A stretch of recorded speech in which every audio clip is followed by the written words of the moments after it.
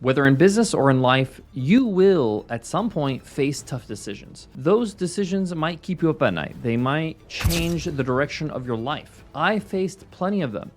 Ending partnerships, selling businesses, ending relationships, hiring, letting go of people on my team that I actually care about. So today, I'm going to talk about how to make tough decisions in both business and in life with clarity, with confidence, and peace of mind. Can I get 30 seconds of your time? We love guiding you on your business journey, and we want to help even more people build their dream lives. So if you could hit the subscribe button, it would be greatly appreciated. It's completely free, and it helps us out more than you know. Thanks. Tough decisions are hard because they involve uncertainty and consequences. That's why they feel uncomfortable, because we're uncertain what's going to happen if we make one decision or another, and we're not sure what the consequences will be. If you're deciding between two good options, you have fear of missing out. And if you're deciding between two bad options, which often happens, you fear regret. Am I going to make the wrong decision? And that decision I make is worse than the other decision, right? What really makes decisions hard isn't the options, it's actually the emotions behind the options. And we attach meaning to all these options, all these choices. We ask questions like, what if this means I failed? What if people will think I'm an idiot, right? And that's what's really hard about decisions. The truth is that we attach these ideas, we attach our identity to the choices we make. We think that if we make one choice, what does that mean about me? Does it mean that I failed? Does it mean that I'm an idiot? What are people going to think about me? All these thoughts go through our head. But the truth is, what I found is that indecision costs more than the wrong decision. In most cases, not making a decision is a whole lot worse than making the wrong decision. The wrong decision is often not irreversible. Most of the time, you can figure it out. You can learn from that wrong decision and pivot. This reminds me of a concept that Jeff Bezos teaches his leadership in Amazon, and he calls it two-door decisions. Some options, some decisions that you have to make are going to be decisions that you go through a door. If it doesn't work out, you can always come back and make a different decision, right? And correct your mistake.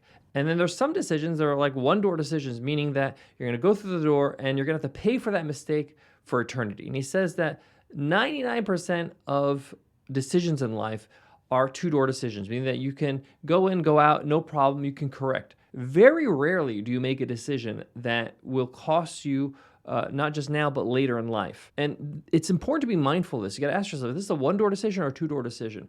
Is this a decision that will be irreversible?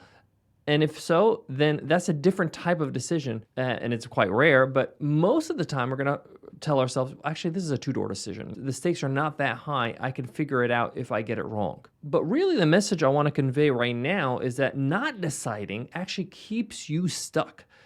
Deciding actually helps you move forward, even if you have to adjust later, even if you find out that this decision was not right for you, and then you say, okay, no worries, I'll just change my decision, I'll change my course and make a better decision down the line. So there's three filters I use for big decisions. The first filter is called the long-term filter. And a great question to ask to exercise this filter is, will this decision matter? Will this whole idea matter in 3 years, in 5 years, in 10 years?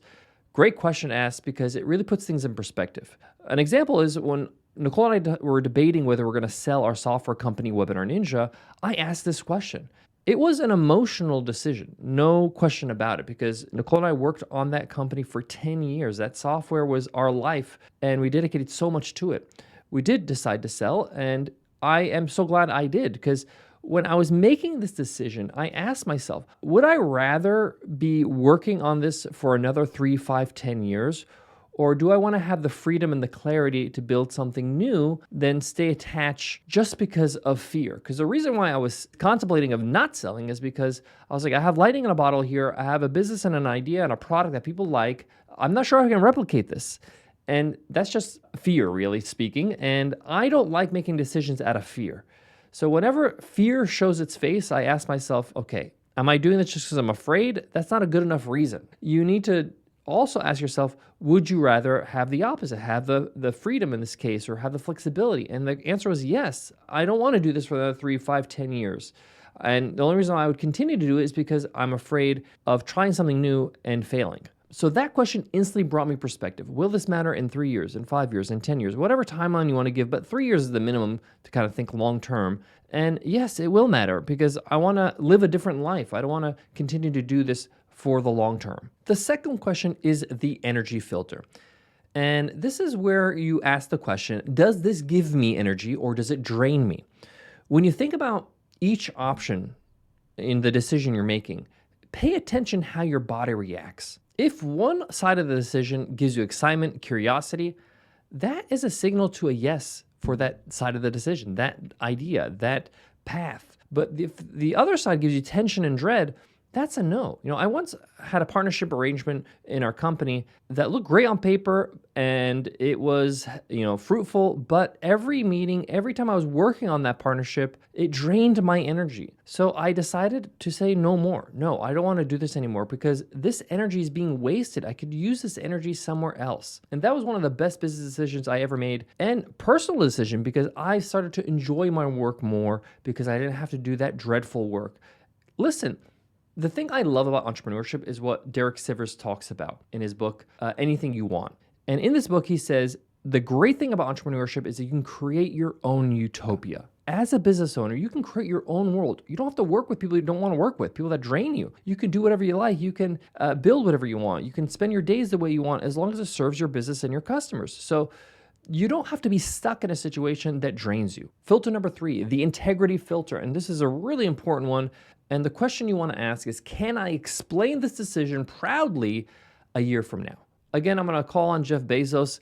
He calls this the regret minimization framework. If you'll regret not taking the leap or the decision that you want to take aligns with who you want to be, you probably already know the answer. This is the power of the regret minimization framework because regret is a very powerful thing. And if you've lived life a little bit, if you're in your 30s or your 40s, you have some regrets, right? And you wish you did something different. You wish you started something different. Maybe it's even just something personal. Like I wish I learned how to play the piano when I was younger. I wish I spent more time with somebody that I don't see anymore, whatever it might be. The point here is that it's a real thing and you should use regret every time you make a decision. Say, hey, am I going to regret this decision, not taking the leap, not betting on myself, not going for it?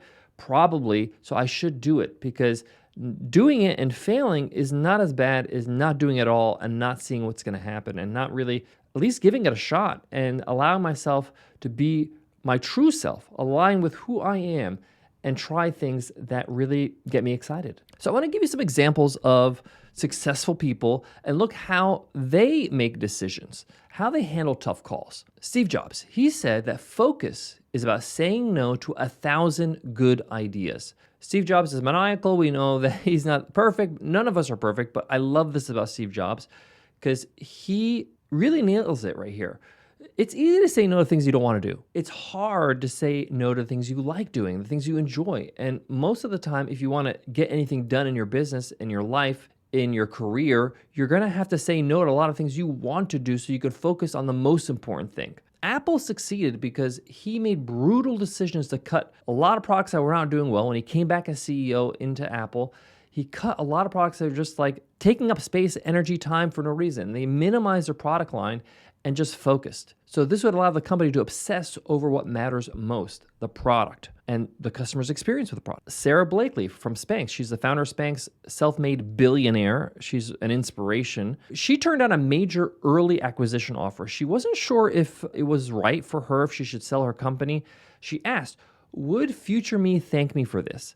And she said no. She held on, built a billion-dollar brand. And by the way, Sarah did this with zero funding. So it's pretty incredible. Elon Musk, love him or hate him, he's controversial. I definitely disagree with a lot of things he said and has done, but there's no doubt this guy's decisive. When Tesla was weeks away from bankruptcy, he doubled down and invested his last personal money to keep the business alive. And that's conviction. That's decisiveness.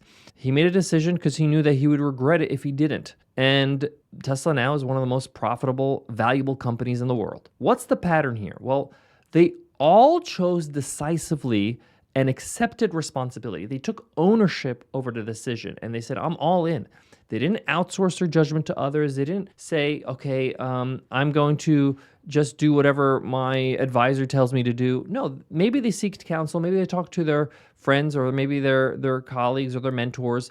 But at the end of the day, they made a decision and they took ownership over that decision. So I want to give you a quick 5-step process that's a simple system that you can use for any tough decision, business or personal. Step 1, write down the problem clearly.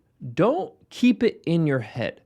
So, for example, should I quit my job and go full-time on my business is the problem you're trying to solve here, is the question you're trying to answer. Write it down so you see it in black and white. Trust me, it makes a difference. Step 2, list your real options. Usually it's not just A or B, there's a middle path too. There might be C and D and E and F and G. Write down all the options there. Maybe it's going part-time first. Maybe it's delaying it for 6 months. Maybe it's quitting tomorrow and starting. Write down every option possible. Step 3, identify the key variable. What's the one factor that matters most? Time, money, relationships, mental health? What is the factor that matters most to you? And just be honest. Often, when I'm making decisions, the answer is money. I want to make more money. And just be honest with yourself. That's what you want. Sometimes it's I want more time. Sometimes it's I actually value the relationships in my life and want to have more time for that. So make sure you're just honest and say, what's the one factor in this decision that matters most to me? Choose one. Remember, we got to focus and allow ourselves to make a clear decision based on real data, real information about ourselves. Step 4, talk to 1 or 2 trusted people, not everyone. Okay, don't try to talk to 5 or 10 people. This is going to be very confusing. You're going to get opinions that are opposing all over the place, and they're all just talking out of their own perspective. Too many options causes paralysis, really. So choose people who understand your values and not just your situation. If you can, speak to somebody that is where you want to be in a few years, that has achieved what you want to achieve. So in this case, they've quit their job, they started a business, they have a successful business, they have perspective, they've gone through the path, so they can give you some sound advice